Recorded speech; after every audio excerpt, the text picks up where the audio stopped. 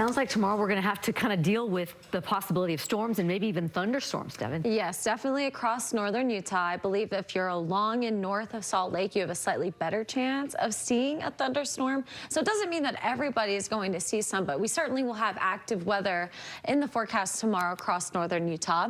We also have elevated fire danger in southern Utah, mainly in that southwestern corner. And then overall it is going to be increasingly hot as we head into next week. Here's how satellite and radar is looking, as well as temperatures. We still have a little bit of green along our outside borders here, north and west. It's 81 degrees in Salt Lake as well as Provo. As we head into the southern half of the state, still looks like some thunderstorms moving east of Torrey, kind of right around Capitol Reef National Park. It is 57 degrees in Monticello and then 80 degrees in St. George with mostly clear skies. Overnight today, most of our stormy activity will come to an end, with the exception of possibly some showers or storms rolling through Box Elder County. As we head into the morning, though, you can see by 7 a.m. we just have a few clouds overhead the Wasatch Front. The time frame that we're really looking at for storms is going to be after 2 p.m. through about 7. You can see we're watching whatever develops in the West Desert. This is going to move east over the next couple of hours. So say by 4 o'clock, we could have some of those storms on top of us. It could bring some gusty winds and some heavy rain. Of course, we expect a lot of people to not only be out, but to be out on the water. So make sure you stay weather aware if you're going to be in this area tomorrow, even up in the mountains, because if you hear thunder, you do not want to be on the water or even outside.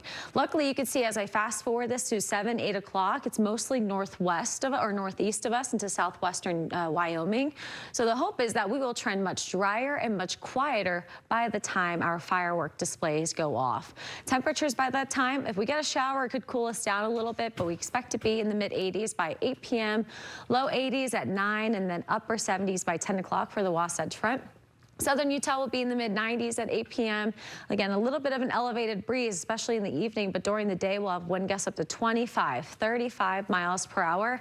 And that is why the combo of those winds and the dry air that is in place in southwestern Utah makes for red flag warnings to be in effect and elevated fire danger. Red flag warnings are in effect from noon to 9 p.m. Then after our stormy weather tomorrow, we have a really nice weekend after that. So central Utah tomorrow, just generally in the 80s. Near 90 in Delta, mid 90s in Green River.